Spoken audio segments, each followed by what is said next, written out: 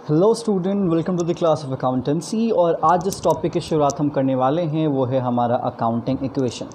Okay, अभी तक जो भी चैप्टर्स हमने कवर किए हैं वो थ्योरेटिकल चैप्टर है और आज सबसे पहली बार हम स्टार्ट करने वाले हैं न्यूमेरिकल चैप्टर को।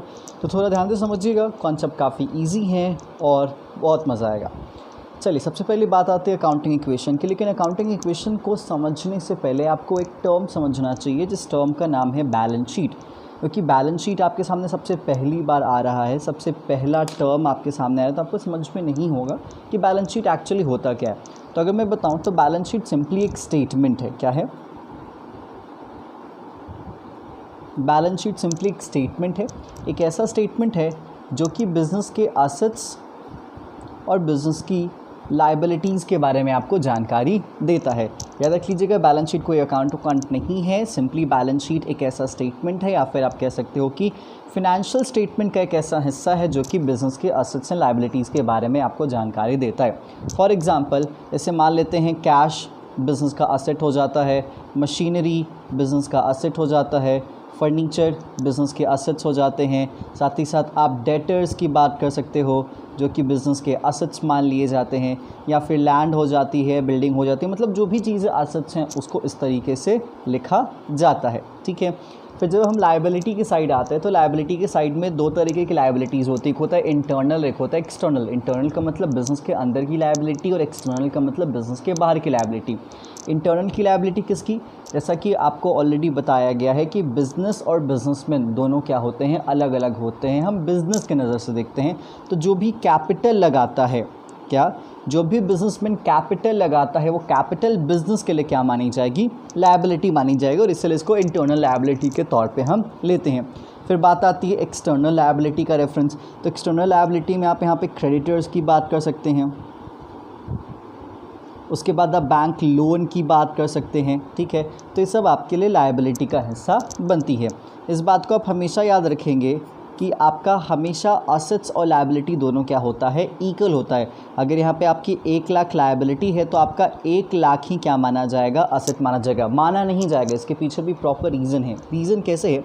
देखो भाई, अगर आप असेट जनरेट करते हो, क्या करते हो? अगर आप असेट तैयार करते हो, मतलब अगर आपने मशीनरी ख़रीदा है, अगर आपने फर्नीचर ख़रीदा है, अगर आपने किसी को उधार पे बेचा है, और अगर आपके पास ज़मीन है, तो समहाउ जो भी आपके असेट्स बने हैं वो असेट्स का जो बेस होगा वो क्या होगा? कैपिटल होगा।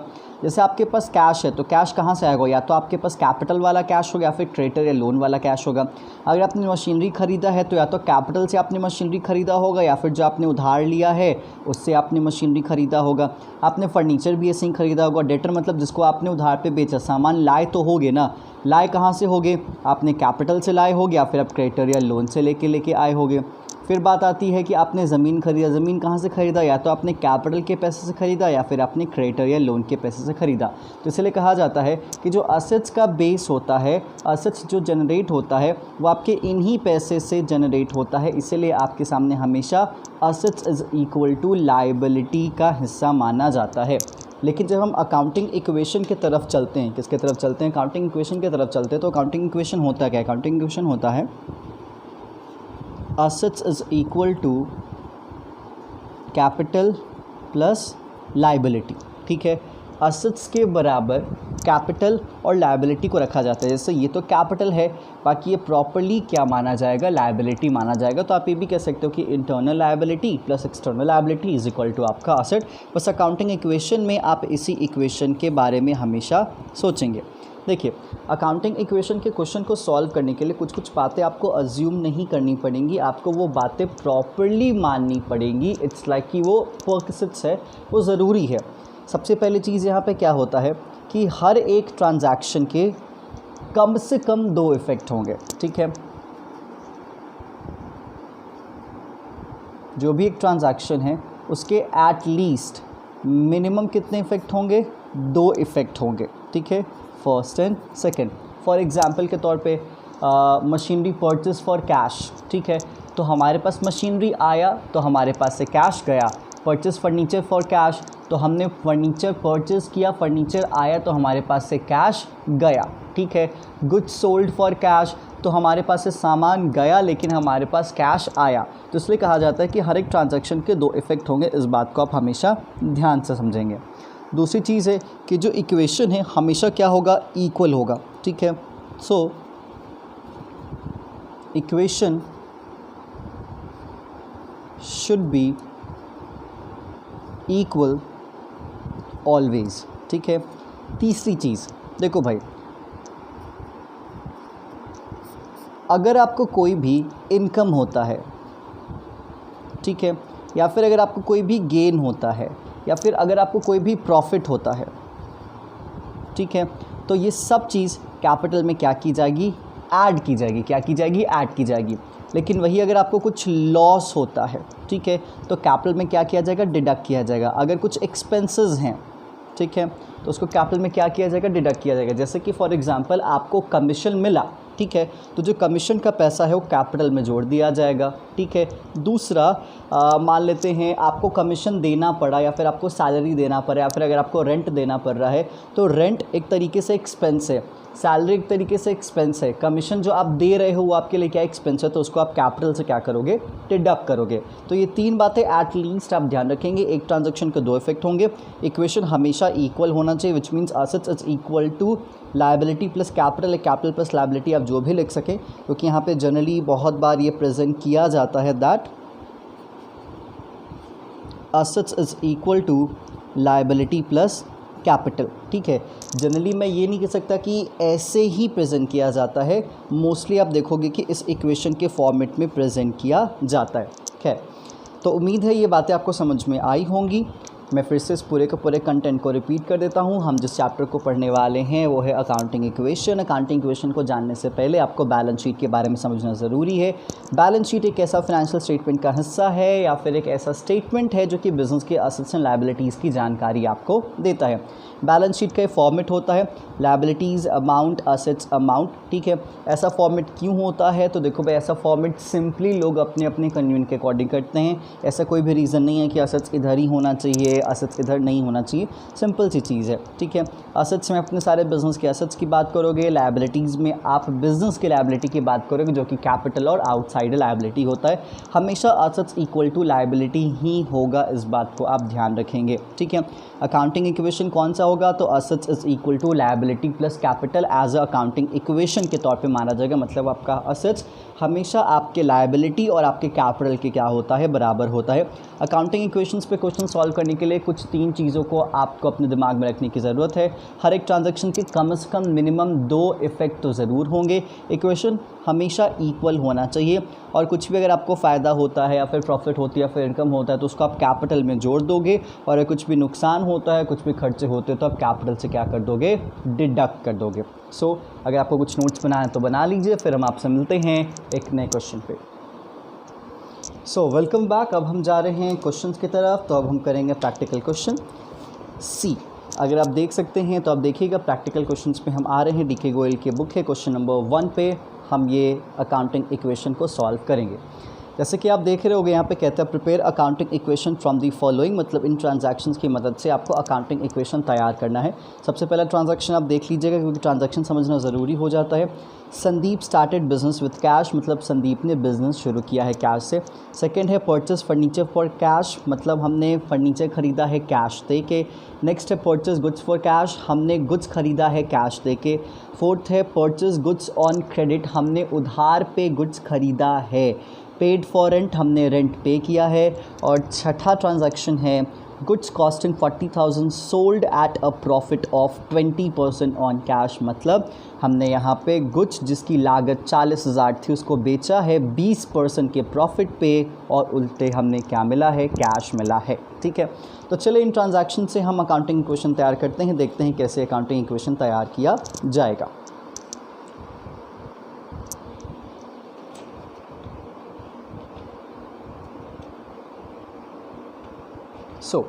अब अपने सामने कॉपी निकाल लीजिएगा, साथ ही साथ कॉपी के साथ साथ आपके पास पेन भी हो, ताकि जो चीज़ मैं बना रहा हूँ आपको भी उसका अंदाज़ा हो और आप भी धीरे धीरे प्रैक्टिस करेंगे। सबसे पहले फॉर्मेट बनाते। देखो भाई फॉर्मेट सबका अलग अलग हो सकता है, डिपेंड करता है आपका स्कूल, आपका एग्ज़ामिनेशन किस तरीके के फॉर्मेट को फॉलो करता है। तो जो आपका स्कूल या फिर जो आपके एग्ज़ाम्स में फॉर्मेट फॉलो किया जाएगा, जो आपके स्कूल के लोग बताते हैं, तो आप उसको फॉलो कीजिएगा। अदरवाइज़ जो मैं फॉर्मेट फॉलो कर रहा हूँ एक स्टैंडर्ड फॉर्मेट है, जो कि एक प्रॉपरली बुक के रेफरेंस में ही मैं वो फॉर्मेट यूज़ कर रहा हूँ। तो चलिए देखते हैं फॉर्मेट पहले।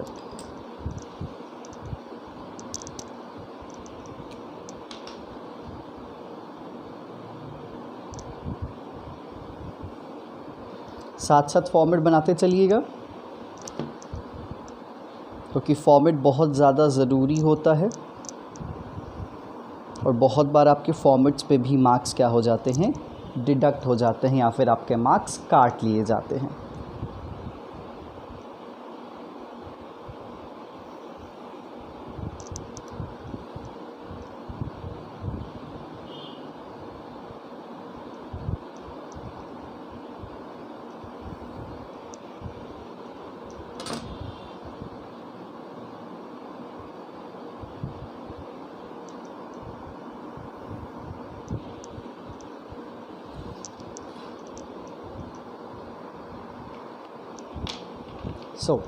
सबसे पहले सीरियल नंबर, फिर ट्रांजैक्शन, देन सबसे लास्ट वाला जो सेक्शन है, खैर मैंने यहाँ पे लाइन ड्रॉ किया है, आप लाइन नहीं भी ड्रॉ करेंगे तो भी चलेगा। हमने यहाँ पे कैपिटल मेंशन करा, ठीक है, यहाँ पे मेंशन करेंगे असेट्स, ठीक है, is equal to liabilities plus capital, ठीक है। चलिए सबसे पहला ट्रांजैक्शन हम देखते हैं, हमारा सबसे पहला ट्रांजैक्शन क्या था। तो हमारा सबसे पहला ट्रांजैक्शन जो कि मैंने आपको दिखाया था वो था Sandeep started business with cash, मतलब संदीप ने बिज़नेस शुरू किया है कैश से, और वो भी कितना कैश था, तो कैश था आपका 1 लाख रुपीज़। क्लियर। तो सीरियल नंबर 1 लिखेंगे, ठीक है, 1 में हम जाएंगे और लिखेंगे Sandeep started business with cash 1 lakh, ठीक है। तो सबसे पहले इस बात को आप ध्यान रखेंगे, हमें यहाँ पे प्रॉपर्ली कैश बनाना होगा, ठीक है। कैश में हमने वहाँ पे 1 लाख लिखना है, लिख लिया भाई। लायबिलिटी हमारे पास कुछ जनरेट हो रही है क्या, नहीं हो रही है, लेकिन कैपिटल में हमारे पास 1 लाख आ रहा है, ठीक है। तो आप यहाँ पे देख पा रहे हो कि अल्टीमेटली जो आपके सामने नीचे बैलेंस आएगा वो कितना आएगा, तो 1 लाख जो कि आपका असेट हो गया, ठीक है, और आपका लायबिलिटी यहाँ पे क्या है, इस वक्त 0 है, ठीक है। इसी के रेफरेंस में आपका कैपिटल कितना हो जाएगा, 1 लाख हो जाएगा, ठीक है। तो आप यहाँ पे देख पा रहे होगे assets is equal to liability plus capital. Assets कितना है 1 लाख, लायबिलिटी कितना 0, कैपिटल कितना 1 लाख, तो assets is equal to liability plus capital आपके सामने आ जाता है, ठीक है। नेक्स्ट हमारे सामने जो दूसरा क्वेश्चन था, वो दूसरा क्वेश्चन क्या था, that's called purchase furniture for cash 5000। हमने फर्नीचर ख़रीदा है 5000 रुपये से, तो सेकेंड परचेज फर्नीचर, ठीक है। मैं शॉर्ट फॉर्म में लिख रहा हूँ, आप शॉर्ट फॉर्म में नहीं लिखेंगे, ठीक है। परचेज फर्नीचर कितने का भाई, 5000 का, तो आप कैश से 5000 माइनस करेंगे, जो चीज़ माइनस होगी आप उसको ब्रैकेट में लिखेंगे, ठीक है। जैसे कि मैंने आपको बताया है कि परचेज फर्नीचर, तो फर्नीचर से आपका 5000 घट गया, लेकिन आपके पास फर्नीचर आया भी तो ना, क्योंकि फर्नीचर आया और कैश गया, तो कैश तो गया लेकिन फर्नीचर के नाम से आपके सामने एक असेट बढ़ जाएगा, तो आप यहाँ पे क्या लिखोगे, एक फर्नीचर, ठीक है। तो फर्नीचर में आपको यहाँ पे 5000 का बैलेंस पॉजिटिव के तौर पे दिखाना पड़ेगा। आपके लायबिलिटी में कोई भी फ़र्क नहीं पड़ रहा, लेकिन आपके कैपिटल में भी कोई भी फ़र्क यहाँ पे नहीं पड़ रहा। तो अल्टीमेटली जो आपको टोटल बैलेंस दिखेगा 1 लाख में से 5000 गया तो बचा 95,000, तो आपके पास 95,000 का कैश है। फिर आपके पास बचा फर्नीचर कितने का, 5000 का, और आपके पास अभी भी लायबिलिटी क्या है, 0 है, और आपके पास कैपिटल अभी भी क्या है, 1 लाख है, ठीक है। तो आप यहाँ पे देख पा रहे होंगे assets is equal to liability plus capital है, क्योंकि assets 95,000 plus 5,000 1 lakh is equal to liability 0 plus capital 1 lakh. Clear. Next अब हम बात करेंगे थर्ड इक्वेशन की, थर्ड इक्वेशन और थर्ड ट्रांजैक्शन की हम बात करेंगे। थर्ड ट्रांजैक्शन आपसे कहता है परचेज गुड्स फॉर कैश। क्या, परचेज गुड्स फॉर कैश, हमने कैश में कुछ ख़रीदा है 20,000 का, तो हमें यहाँ पे लिखना पड़ेगा परचेज गुड्स, ठीक है। जब भी गुड्स की बात आएगी तो हम यहाँ पे स्टॉक का जिक्र करेंगे। किसका जिक्र करेंगे, स्टॉक का जिक्र करेंगे। तो हमने गुड्स ख़रीदा है लेकिन कैश देके कितना कैश दिया है हमने 20,000 दिया, तो सबसे पहले 20,000 माइनस करेंगे हम कैश में से। मेरे फर्नीचर पे कोई फ़र्क नहीं पड़ रहा लेकिन मेरे स्टॉक पे फ़र्क पड़ रहा है। मेरा स्टॉक 20,000 से क्या हो चुका है, इनक्रीज़ हो चुका है। क्या हो चुका है, इनक्रीज़ हो चुका है। क्लियर। हमारे लायबिलिटी ज़ीरो है, हमारा कैपिटल पे भी फ़र्क जो पड़ा है वो ज़ीरो पड़ा है। तो अल्टीमेटली जब हम फाइनल वैल्यू देखेंगे तो कितना आ जाएगा, 95,000 में से हम 20,000 माइनस करेंगे तो हमारे पास 75,000 हो जाएगा। ठीक है। हमारे पास फर्नीचर अभी भी कितना है, 5,000 का है। साथ ही साथ हमारे पास अब स्टॉक कितने का है, तो हमारे पास स्टॉक है 20,000 का। तो 75,000 प्लस 5,000 कितना, 80,000 plus 20,000 1 lakh is equal to 0 plus 1 lakh. तो अल्टीमेटली आपको फिर दिख रहा है assets is equal to liability plus capital. ठीक है। अब हम बात करते हैं थर्ड ट्रांजैक्शन की। थर्ड ट्रांजैक्शन है परचेज गुड्स ऑन क्रेडिट। हमने गुड्स ख़रीदा है लेकिन क्रेडिट पे ख़रीदा है, तो आप यहाँ पे लिखोगे परचेज गुड्स ऑन क्रेडिट। सी, जब हम परचेज गुड्स ऑन क्रेडिट की बात करेंगे तो आप यहाँ पे देखेंगे कि एक तरफ हमारे पास सामान आ रहा है, ठीक है, लेकिन एक लायबिलिटी जनरेट करके वो सामान जा रहा है। तो अल्टीमेटली आपने परचेज़ किया सामान, तो कैश में कोई फ़र्क पड़ा है नहीं, कैश तो पे नहीं किया। फर्नीचर में कोई फ़र्क पड़ा है नहीं, फर्नीचर में कोई भी फ़र्क नहीं पड़ा, लेकिन स्टॉक हमारा बढ़ जाएगा। कितने से बढ़ जाएगा, तो जितने से हमने गुड्स ख़रीदा है। तो हमने कितने से गुड्स ख़रीदा है, तो हमने गुड्स ख़रीदा है लगभग 36,000 का। कितने का, 36,000 का। तो आप यहाँ पे 36,000 एज अ पॉजिटिव फिगर के तौर पे लिखोगे। अब आपके पास लायबिलिटी आ गई। लायबिलिटी कौन सी आ गई है, क्रेडिटर की। तो आप यहाँ पे लिखोगे क्रेडिटर। ठीक है। तो क्रेडिटर में अब बैलेंस बढ़ जाएगा 36,000 से। कितने से, 36,000 से, लेकिन आपके कैपिटल पे अभी कोई भी फ़र्क नहीं पड़ेगा। तो अब आपके पास जो फाइनल वैल्यू आएगी, फाइनल वैल्यू क्या आएगी, तो 75,000 कैश एज इट इज 75,000 रहेगा क्योंकि कैश पे कोई फ़र्क नहीं पड़ा। मेरा फर्नीचर 5,000 का एज इट इज़ रह गया, लेकिन अब हमारा स्टॉक 36,000 से बढ़ गया। पहले कितना था 20, अब कितना है 36, तो टोटल कितना हो गया हमारा 56,000। ठीक है, इज़ इक्वल टू, अब हमारा जो लायबिलिटी है वो 36,000 है और हमारा कैपिटल अभी भी देखा जाए तो 1 लाख के बराबर ही हैं। तो अब यहाँ पे देखोगे 75,000 प्लस 5,000 कितना हो गया, तो आपका 80,000, और 80,000 प्लस 56,000 इज इक्वल टू 1,36,000। आपके साइड, इस साइड का कितना बैलेंस है, 36,000 plus 1 lakh is equal to 1,36,000। तो आपके एसेट्स की भी वैल्यू 1,36,000 है और आपके लायबिलिटी प्लस कैपिटल की वैल्यू भी 1,36,000 है। मतलब अभी भी आपका जो काउंटिंग इक्वेशन है assets is equal to liability plus capital वो काम कर रहा है। ठीक है। अब देख लेते हैं फोर्थ ट्रांजैक्शन की तरफ। फोर्थ ट्रांजैक्शन आपके सामने क्या हो जाता है, फर्स्ट आपका हो गया started business with cash, second हो गया फर्नीचर फॉर कैश, थर्ड हो गया परचेज गुड्स, और सॉरी ये हो गया आपका फोर्थ। हाँ जी, अब यह हो जाएगा आपका फिफ्थ ट्रांजैक्शन क्या है आपके पास, पेड फॉर रेंट। हमने रेंट पे किया है। ठीक है, पेड फॉर रेंट। ठीक है, हमने रेंट चुकाया है। रेंट हमने कितना पे किया है, तो अप्रॉक्सीमेटली हमने 700 रेंट पे किया है। तो देखो भाई, अगर हमने रेंट पे किया है तो अल्टीमेटली हमारे पास से कैश गया होगा और रेंट हमारा एक्सपेंस है। मैंने पहले वाले इसी सेशन में आपको क्या बताया है कि जो भी अगर कोई एक्सपेंसेस है तो कैपिटल से माइनस हो जाएगा, और अगर कोई इनकम है तो कैपिटल में जुड़ जाएगा। तो रेंट मेरा क्या एक्सपेंस है, तो कैपिटल में से माइनस हो जाएगा।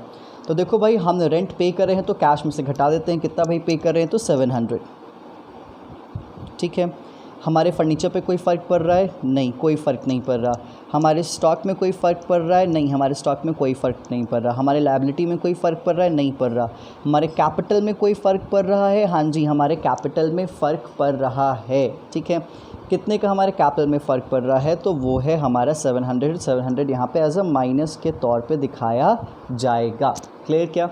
तो अब यहाँ पे देखोगे assets is equal to liability plus capital होता है कि नहीं होता है। जैसे 75,000 में से अगर आप 700 डिडक्ट करते तो आपके पास बैलेंस कितना आ जाएगा, तो आपके पास बैलेंस आ जाएगा 74,300। कितना आ जाएगा, 74,300 plus furniture as it is 5,000 के तौर पे है, प्लस आपका जो स्टॉक है वो एज इट इज़ 56,000 के बैलेंस पे दिख रहा है। आपका लायबिलिटी अभी भी 36,000 है। लेकिन आपका जो कैपिटल है उस कैपिटल का बैलेंस घट जाए, क्योंकि हमारा जो एक्सपेंस है वो कैपिटल को घटा देता है। तो 1 लाख में से अगर हम 700 घटाते हैं तो हमारे पास कितना होगा, तो हमारे पास होगा 99,300। कितना हो जाएगा, 99,300। अभी भी आप देखोगे आपका assets is equal to liability plus capital के तौर पे दिख रहा है। क्लियर।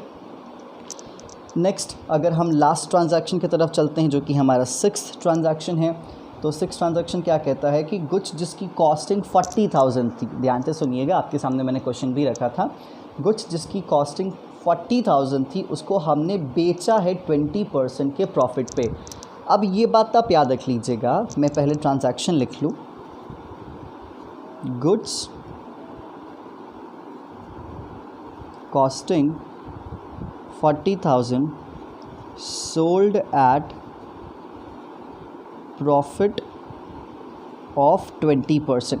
ठीक है, 40,000 का सामान का लागत है। अब देखो, और अल्टीमेटली हमें कैश आया है, क्या है, हमें कैश आया है। ठीक है, तो आप सिंपल सी एक चीज़ देखिएगा, 40,000 का 20% कितना होगा, 8,000 होगा। मतलब 40,000 का सामान हमने 8,000 के फ़ायदे पे बेचा, मतलब टोटल हमें कितना कैश मिला, तो टोटल जो हमें कैश मिला वो था 48,000। 40,000 का सामान बेच के हमें 48,000 कैश रिसीव हुआ है, हमें 48,000 कैश रिसीव हुआ है। तो हमारे पास कैश कितना आएगा, तो हमारे पास कैश आएगा 48,000। तो आप यहाँ पे 48,000 पॉजिटिव फिगर में लिखोगे। ठीक है, प्लस हमारे फर्नीचर पे कोई फ़र्क पड़ रहा है, नहीं पड़ रहा। हमारे स्टॉक में कोई फ़र्क पड़ रहा है, हाँ जी, हमारे स्टॉक में फ़र्क पड़ रहा है, और हमारा स्टॉक क्या हो रहा है, कम हो रहा है। ठीक है, तो हमारा स्टॉक कितने से कम हो रहा है, 40,000, क्योंकि हमेशा स्टॉक में आप अपने कॉस्ट वाली वैल्यू को लेकर चलोगे, उसमें प्रॉफिट वाली वैल्यू को आप लेके नहीं चलोगे। तो आप यहाँ से 40,000 क्या करोगे, डिडक्ट कर दोगे। ठीक है, माइनस कर दोगे। क्लियर। नेक्स्ट हमारे लायबिलिटी पे कोई फ़र्क पड़ रहा है, नहीं जी, हमारे लायबिलिटी पे कोई भी फ़र्क नहीं पड़ रहा है, तो हमारा लायबिलिटी अभी इस वक्त 0 हो जाता है। हमारे कैपिटल पे कोई फ़र्क पड़ रहा है, हाँ जी, जैसा कि मैंने आपको कहा है कि कोई भी फ़ायदा हो, कोई भी इनकम हो, कोई भी गेन हो, प्रॉफिट हो, तो कैपिटल में हम जोड़ देते हैं एक्सपेंसेस को। जैसे हमने यहाँ पे घटाया तो हम इस फ़ायदे को क्या करेंगे, जोड़ेंगे। तो 40,000 का जो 20% जो कि हमें फ़ायदा मिला है 8,000, वो कहाँ जाएगा, कैपिटल में जाके जुड़ जाएगा, और वो हो जाएगा आपका 8,000। क्या हो जाएगा, 8,000। तो अब देखते हैं कि हमारे पास फाइनल बैलेंस कितना होता है। तो फाइनल बैलेंस हमारे सामने कैपिटल का कितना हो जाता है, 99,300 प्लस 8,000। तो यहाँ पे बैलेंस आपका कुछ इस तरीके से होगा, 1,07,300। ठीक है, अभी भी आपके लायबिलिटी का बैलेंस जो कि क्रेडिटर के तौर पे था 36,000, अभी भी क्या है, आपका सेम है। क्लियर। क्या बात आती है स्टॉक का बैलेंस आपके पास कितना होगा, 56,000 था, 40,000 का चला गया, तो कितना बचा, 16,000 का। ठीक है, अभी भी मेरे पास फर्नीचर कितने का पड़ा हुआ है, 5,000 का मेरे पास फर्नीचर पड़ा हुआ है। और सवाल आता है कि हमारा कैश कितना बढ़ा, तो जो हमारा कैश बढ़ा वो होगा हमारा 1,22,300। ये हमारा कैश का बैलेंस है। तो अब आप एट लास्ट देखोगे, क्या करोगे, आप एट लास्ट देखोगे कि cash 1,22,300 plus 5,000 plus 16,000 is equal to 36,000 plus 1,07,300। तो आप यहाँ पे आराम से देख पा रहे होगे कि आपका असेट और आपका लायबिलिटी प्लस कैपिटल वो दोनों बैलेंस क्या हो चुका है, इक्वल हो चुका है। आप इसको देखिए, जस्ट अ मिनट। सो उम्मीद है आपको ये अकाउंटिंग इक्वेशन समझ में आ चुका होगा और आपको फाइनल बैलेंस भी पता चल चुका होगा कि एक्चुअली फाइनल बैलेंस है क्या। ठीक है, और भी कुछ क्वेश्चंस हैं, और कुछ क्वेश्चंस के साथ हम आपसे मिलेंगे नेक्स्ट वीडियो में। So stay tune and yes keep practicing. तो इस वक्त के लिए धन्यवाद, हम आपसे मिलते हैं नेक्स्ट सेशन में, तब तक के लिए गुड बाय।